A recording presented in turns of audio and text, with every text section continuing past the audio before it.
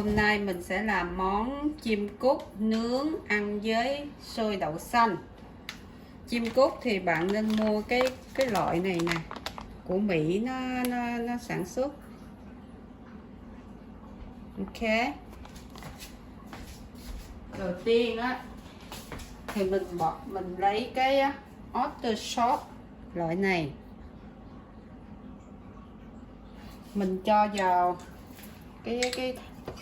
cái tô này một muỗng và cái này dầu mè mình cho vào nửa muỗng.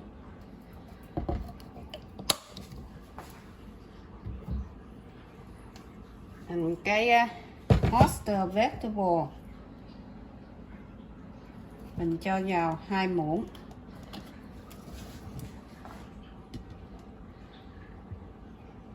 Một, hai. Sau đó mình cho vào đây 1 muỗng mật ong chà,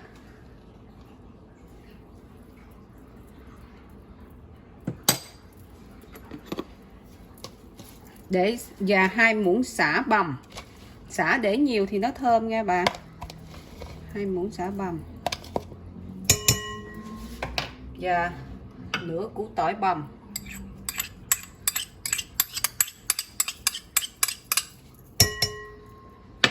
Sau đó mình cho vào đây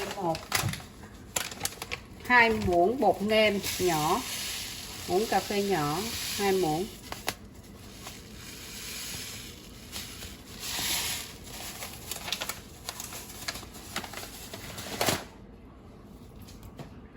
Sau đó mình cho vào cái ớt của Korea 1 muỗng. Chim cút bạn phải cắt ra làm 2 và rửa sạch với nếu bạn có giấm thì rửa giấm cũng được, hay là có rượu thì rửa với rượu, còn không có thì mình rửa với muối sạch để ráo. Mình như vậy cho nó khô như vậy rồi mình bắt đầu mình để vô đây để mình ướp. Mình thấy cái màu nó đẹp không? Mình sẽ ướp từ 2 hoặc 4 tiếng đồng hồ trở lên. Ướp lâu thì nó thấm nhiều. Sau đó bạn ướp mấy chim cút hết rồi bạn để vô tủ lạnh cỡ từ 2 tới 4 tiếng đồng hồ. Đậu xanh này mình ngâm qua đêm rồi mình rửa sạch. Bây giờ là mình bỏ vô nồi, mình chuẩn bị mình nấu. Đậu xanh là mình chỉ để chút xíu nước như vậy để mình nấu nó hơi chín tới thôi. Cái nếp mà mình nấu xôi mình có thể dùng cái loại nếp này.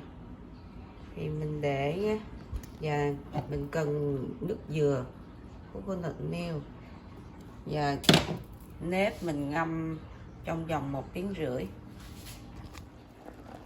Bạn nấu tới khi mà bạn thấy hột đậu xanh nó nở là mình tắt bếp nha bạn. Nấu cỡ 15 phút thì bạn thấy cái đậu xanh nó đã khô như vậy. Dặn lửa số 5 thôi. Nếu mình thấy nó hơi khô thì mình cứ thêm chút xíu nước không sao. Cái nếp mình ngâm tiếng rưỡi giờ mình bỏ vô nồi. Mình nấu bằng nồi cơm điện nha mấy bạn. Xong rồi cái đậu xanh hồi nãy mình nấu đó, mình bỏ nó vô. Bỏ nó vô, mình trộn đều nó lên. Cái đậu xanh để cho nó hơi nguội nha, rồi mình trộn đều nó lên.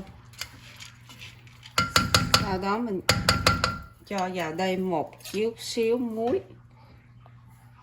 một chút xíu thôi để cho nó dần cái một chút xíu muối, và mình đổ vào đây nước lạnh thôi cho nó vừa ngập với xôi, vừa ngập với cái nếp thôi nha. Okay, xôi mình vừa chín tới rồi nè, bạn thấy không, rất là ngon. Bây giờ mình xới đều nó lên rồi và mình rải nước cốt dừa vô.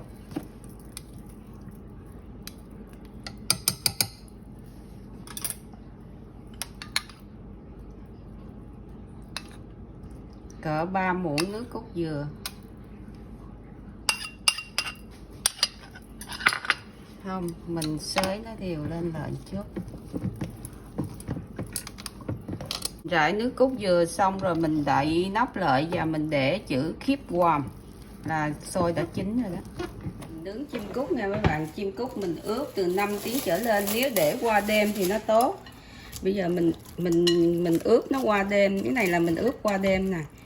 Bây giờ mình nướng trong cái lò niêu quê á, thì mình để cái lửa nó để lật ngược cho nó nằm xuống dưới này, mình nướng thì nó sẽ chín ở phía trong hơn. Nếu mà mình lật lên nó chín ở phía ngoài, nó sẽ khét phía ngoài và phía trong nó không có chín.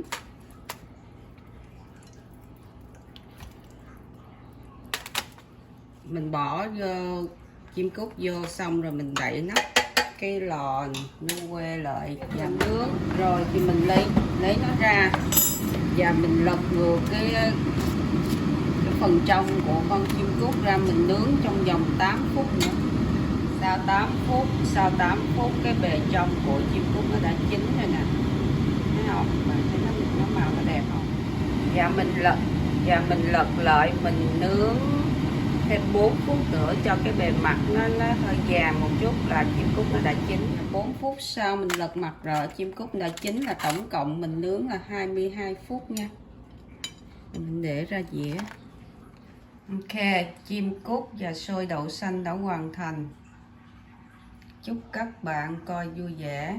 Nhớ like and share để nhận những video kế tiếp.